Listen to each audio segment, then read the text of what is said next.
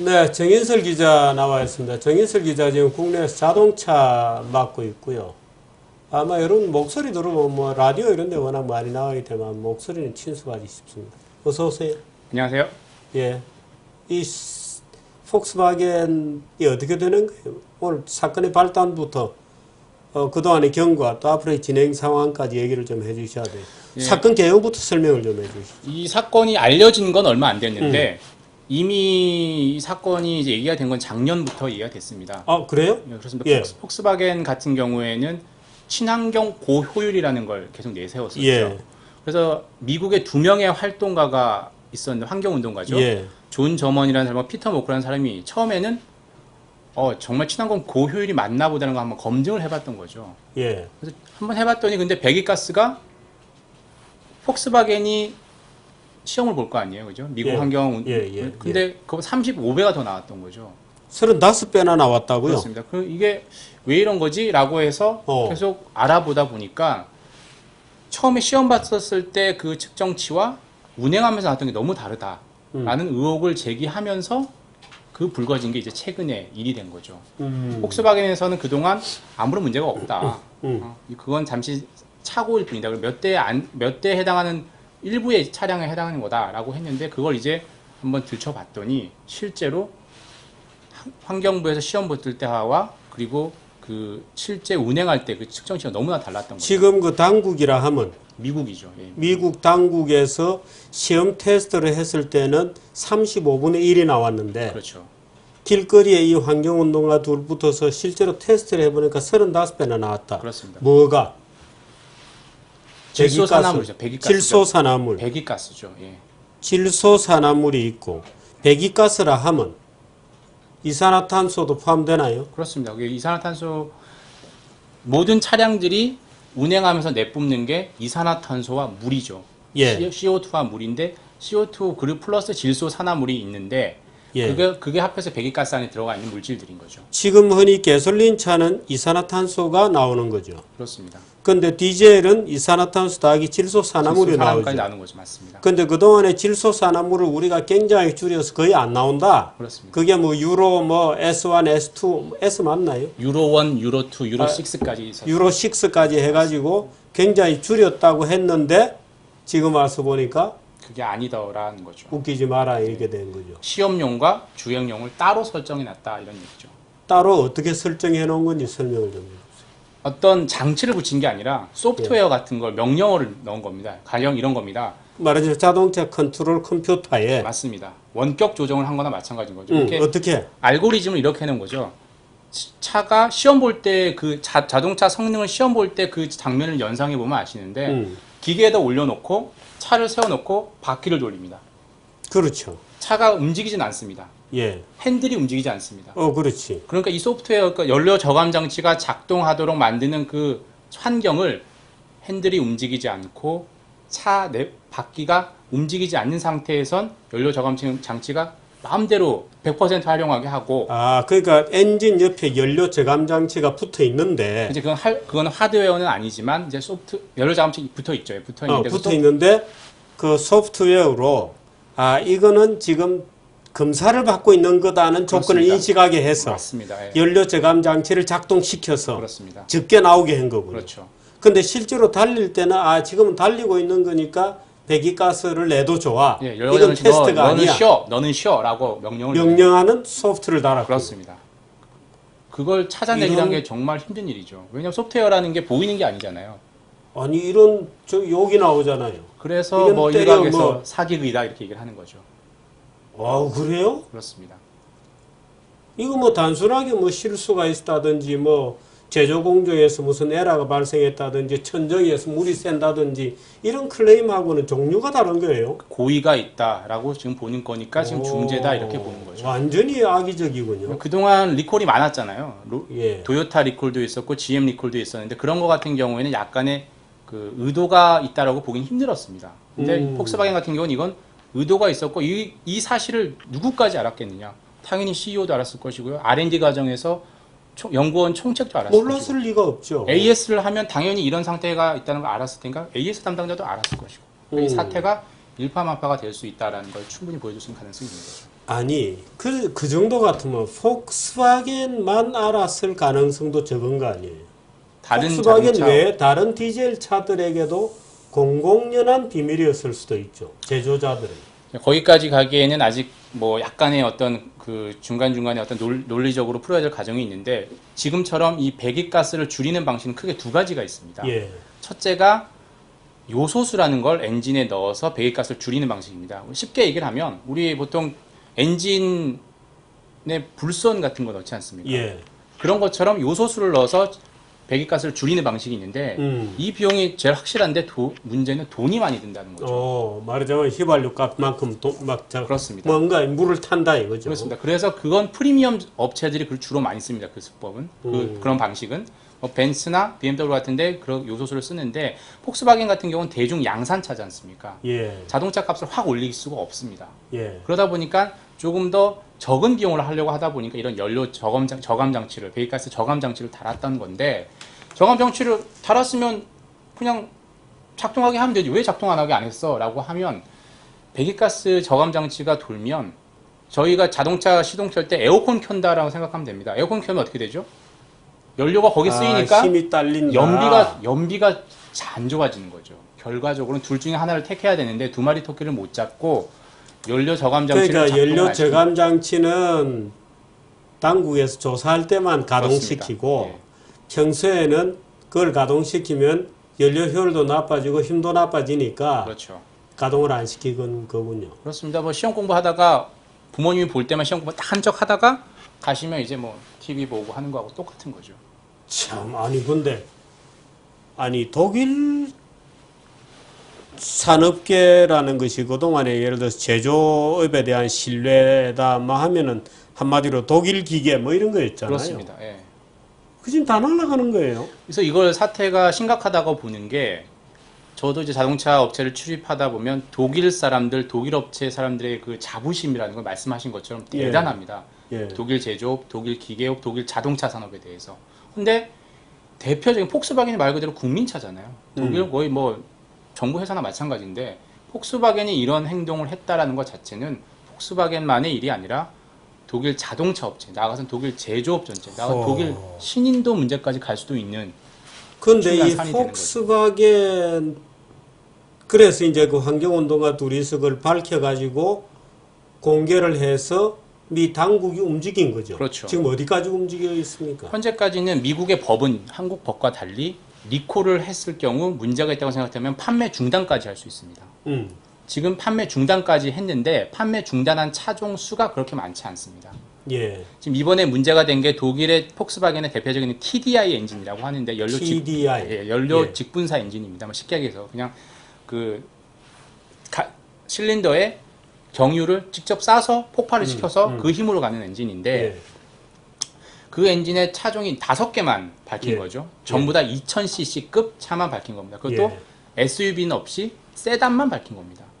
과연 그 TDI 엔진이 세단에만 들어갔느냐? 아니거든요. 독일 폭스바겐의 대표적인 엔진입니다. 2.0 TDI 엔진은 SUV에도 들어갔을 겁니다. 과연 그렇다면 2.0 TDI만 그 방식을 썼겠느냐? 1.6 TDI도 있을 것이고 3.0 TDI도 있을 것이고 모든 디젤 엔진은 똑같았을 그러니까 지금 거죠. 미국에서는 우선 검증된 그 5개 차종은 금지시켰지만 그렇습니다. 운행입니까? 아니면은 뭘 금지? 판매 중단을 시킨 거죠.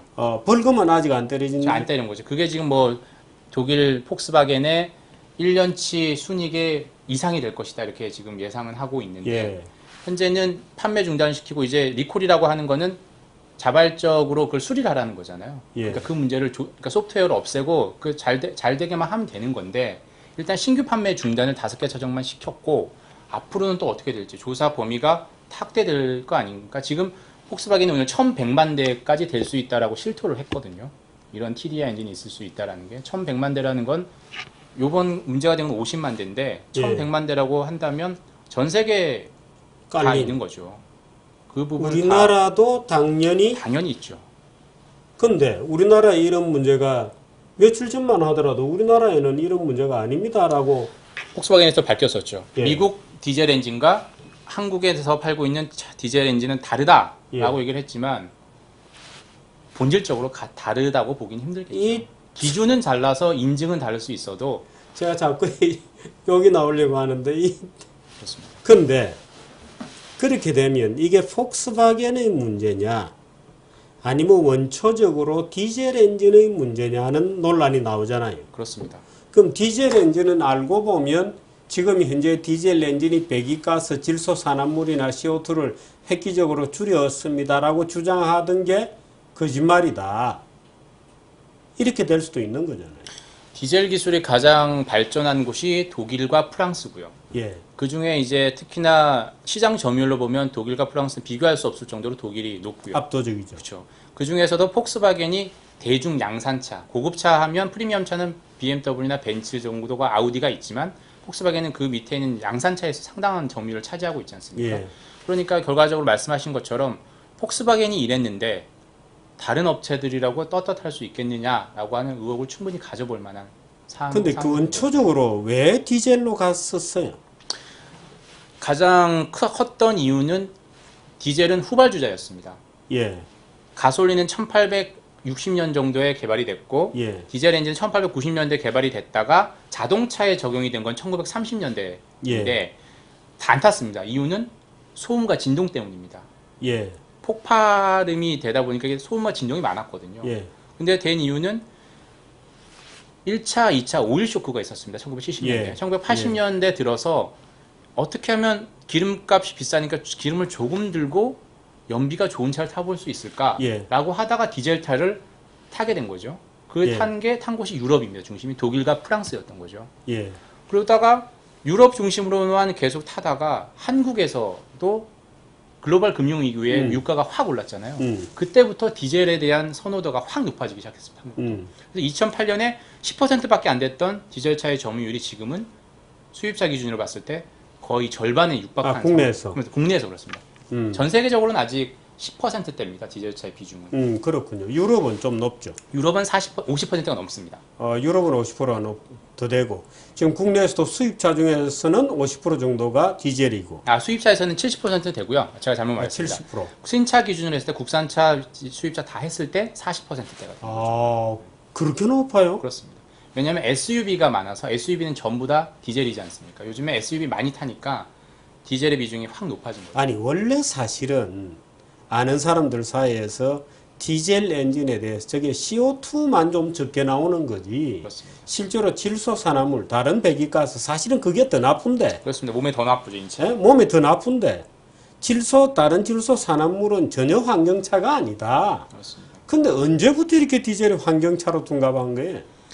제가 그 환경차인 것처럼. 말씀하신 것처럼 그 디젤의 가장 맹점 중에 하나가 소음과 진동이 많다는 것도 있었지만 마찬가지 질소산화물이 많다는 거였는데 그걸 딱 숨겨버리고 갑자기 CO2로만 내세워가지고 그게 그죠? 이제 2000년대 들어서 뭐 온실가스를 줄여야 된다라고 할 때 대표적인 게 CO2였잖아요. 그렇다 보면 CO2는 디젤이 가솔린보다 적게 나온다라고 하면서 디젤 앞에다가 뭘 붙였냐?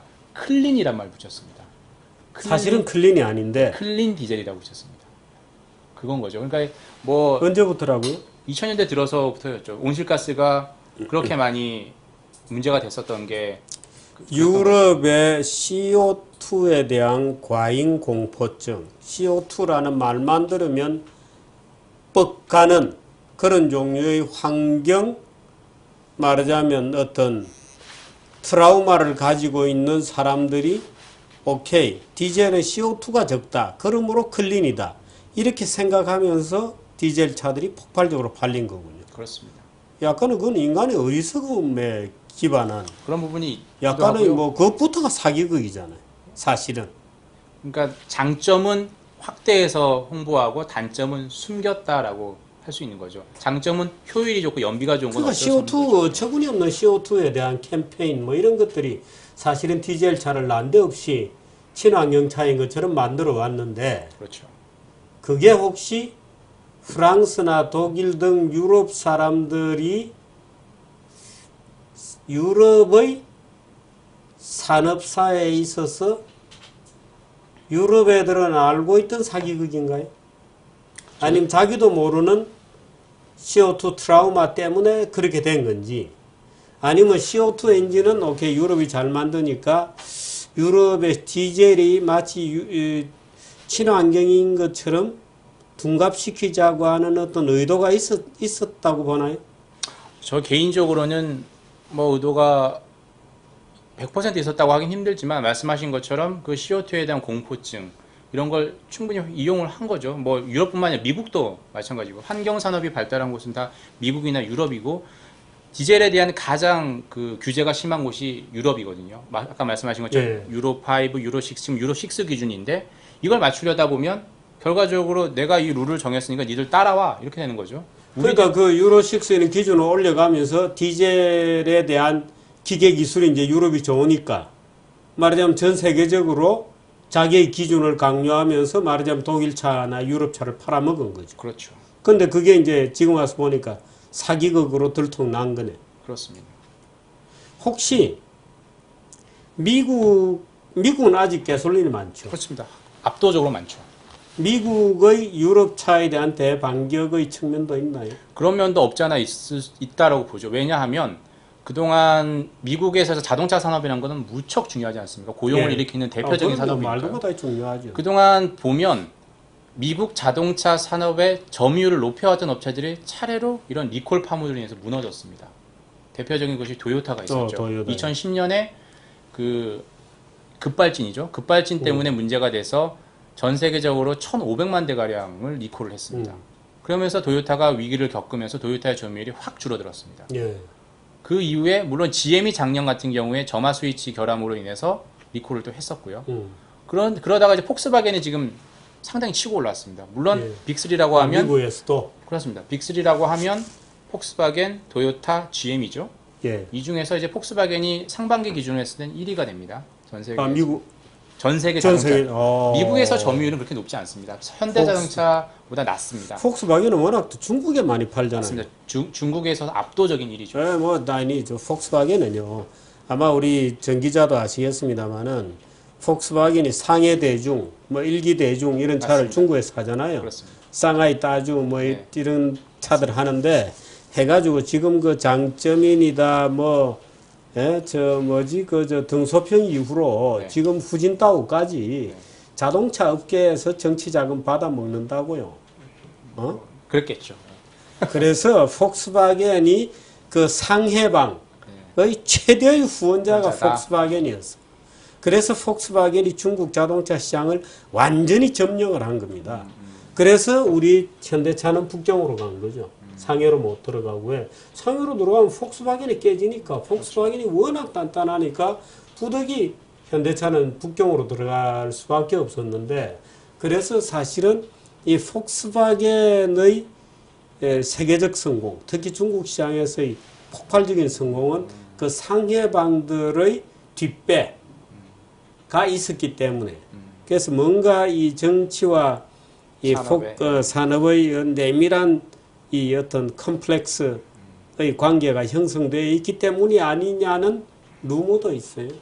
충분히 가능성이 있는 말씀인 것 같습니다. 그런데 이번에 폭스바겐이 어떻든 건데 이건 명백한 사기극으로 걸렸어요. 그렇습니다. 미국이 이걸 어떻게 처리할 것 같습니까? 전에 도요타나 GM의 그런 리콜 이후에 아주 천문학적인 배상금을 받아냈거든요. 폭스바겐에도 당연히 그런 배상금을 받아낼 거고요. 야, 근데 이거 폭스바겐 문 닫아야 되는 거 아니에요? 지금 그런 존폐 위기에 있다라고 지금 이런 얘기가 나오고 있죠. 왜냐하면 아까 말씀드린 것처럼 단순히 실수도 아니고 고의성이 짙고 이 고의성이 짙다라는 거의 범죄인데 소비자를 속인 거잖아요. 네, 이건 범죄거든. 단순히 실수나 뭔가 실수가 있었는데 그 실수를 좀 덮었다든지 뭐 은폐했다든지 이거하고는 또 달라요.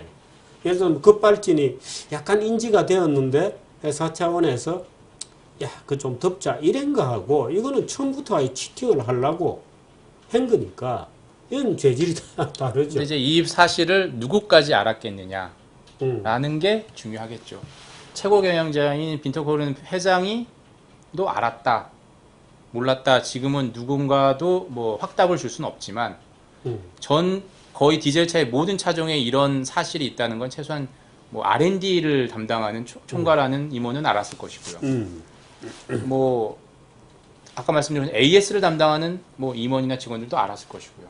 그러면 과연 어느 선까지 이야, 책임을 이거는 물을 수 있을 것인가가 폭스바겐이 쟁점이 산하에 그 브랜드가 여러 개죠. 어떤 브랜드가 제일 있습니까? 많죠. 가장 유명한 게 폭스바겐이 있고요. 예. 그다음에 아우디가 있고요. 아우디도 그렇습니다. 폭스바겐. 폭스바겐 그룹 산하죠. 아, 그런가요? 그리고 트럭 중에서 만트럭이라는 게 있습니다. 예, 있습니다. 예. 그리고 체코의 최고 가장 큰 자동차 협진 스코다라는 게 있고요. 스코다 있죠. 그다음에 스코다가 폭스바겐 폭스바겐이군요. 그룹입니다. 폭스바겐이 인수를 했습니다. 오. 그다음에 세아트라는 브랜드도 있고 유럽에서 예. 이건 스페인에서 많죠. 그다음에 제일 유명한 슈퍼카인 포르쉐도 있고요. 포르쉐가 언제 인수되었나요? 포르쉐도 정확한 전 연도는 기억할 수 없지만 2000년대 들어서 폭스바겐 그렇습니까? 예. 그래서 뭐 전 세계적으로 일단 브랜드도 가장 많습니다. 그래서 대충 브랜드 이게 어디 완성차 그룹 거지라고 보면 대부분 폭스바겐 거라고 생각하시면 되는 정도죠. 그렇게 크군요. 그러니까 뭐 세계 1위를 넘본다고 할 정도가 되는군요. 포르쉐까지. 포르쉐도 디젤입니까? 포르쉐도 디젤 엔진이 꽤 있죠. 물론 스포츠카나 슈퍼카는 가솔린 엔진이 많고요. 예. 근데 포르쉐가 성공한 게 SUV의 고급 SUV라는 게 있거든요. 예. 뭐 특정 브랜드 모델을 얘기를 하자면 마칸이나 뭐 카이엔 같은 게 있는데 예. 이런 건 디젤 엔진이 상당히 많습니다. 그 디젤 엔진 기술을 폭스바겐이나 아우디 걸 많이 가져와서 그 포르쉐 차량에 접목을 시킨 부분이 있거든요. 우리 지금 국내 현대차도 디젤을 만들죠. 만들기 시작했죠. 혹시 이렇게 하고 있을까요? 그건 제가 안 봐서 모르겠는데 예. 이 저감 장치를 달고 있는 차들은 많은 건 사실입니다. 하지만 그 저감 장치에 이런 소프트웨어를 달았느냐라고 안 달았다라고 저 믿어야겠죠. 일단 현재로서는요. 이거는 폭스바겐만의 지금 현재는 1위니까요. 그렇죠. 이야, 이거는 간단한 문제. 처음에 우리는 뭐 폭스바겐에 뭐 배기가스가 어떻게 되어서 리콜이 뭐 몇십만 대 리콜, 50만 대 리콜을 한다 그래서 뭐 흔히 있는 그렇습니다. 리콜이라고 생각했는데 이건 흔히 있는 리콜하고는 달라요. 이거 제가 느껴지는 것은 그동안에 환경을 둘러싼 그 유럽 대 미국의 싸움, CO2 문제를 둘러쌌던 여러 가지 어떤 측면, 자동차 산업의 이니셔티브를 누가 질 거냐고 하는 유럽 대 미국 간의 갈등, 뭐 이런 것들이 아주 복합적으로 있는데 아주 상징적인 사건이 지금 터진 거거든요. 그렇습니다. 참 희대의 산업사로 보면 희대의 사건이에요. 상당히 말씀하신 것처럼 의미가 있는 게 그동안 이제 리콜을 하면 대규모 리콜하면 일본 차와 미국 차에 한한 일들이었거든요. 주로 이제 미국 시장에서 리콜이 가장 많고 가장 세계 최대 시장이고 중국은 리콜을 별로 안 하니까요. 세계 최대 시장이 하지만 근데 이런 유럽 브랜드가 이런 대규모 리콜에 걸린 경우는 상당히 흔한 일이 아닙니다. 그런데 그것도 고의성이 있다. 결정적으로 걸렸어요. 결정타가 될 수 있는 거죠. 현대차도 출입하시죠? 그렇습니다. 근데 현대차에는 이런 어처구니 없는 일이 일어나지 않기를 뭐 현재로서는 우리로는 바랄 수밖에 없는 거죠. 그군요. 이제 현대자동차 같은 경우는 폭스바겐을 그동안 벤치마킹을 해왔는데 특히나 디젤 기술을 현대차는 이제 미국 시장을 처음부터 겨냥하고 계속해서 기술 개발을 해왔기 때문에 가솔린 엔진 기술은 상당히 세계적입니다. 하지만 디젤 기술은 상당히 후발주자로 들어갔거든요. 가장 많이 벤치마킹한 곳이 폭스바겐이기 때문에 어느 정도까지 갈지는 앞으로 지켜봐야 저는 그동안에도 이 디젤 엔진에 대한 환상이라고 생각해 왔었거든요. 그게 질소산화물이 훨씬 많고 그래서 CO2에 대한 일반 대중들의 그 무지 또는 편견에 편승한 말하자면 일종의 디젤 엔진 자체가 약간 사기극이다 이렇게 생각해 왔었는데 어떻든 그 사기극에 이중적으로 또 뭔가 이 기계를 소프트웨어를 설치를 해서 검사를 할 때는 저감장치 가동이 되고 검사를 안 하고 일반 주행 때는 안 되도록 소프트웨어를 컨트롤을 했다. 이거 독일 사람도 이런 시대의 사기를 치는군요. 상당히 놀라운 거죠. 놀라운 일이군요. 근데 이거 아마 앞으로 우리나라 전 세계 산업사, 자동차사에서도 중요한 하나 역사적인 계기가 될 것 같은데 맞습니다. 어떤 터닝 포인트가 이런 큰 사건을 다룰 수 있다는 것은 일선 기자로서 굉장히 행운이에요. 맞습니다. 수십 년 만에 한 번 오는 기회인 거죠. 예. 굉장한 기회예요. 잘 취재를 계속 좀 해주시기 바랍니다. 예, 알겠습니다. 새로운 일이 나오면 또 와서 얘기 좀 해주세요. 알겠습니다. 예, 고맙습니다. 감사합니다. 예.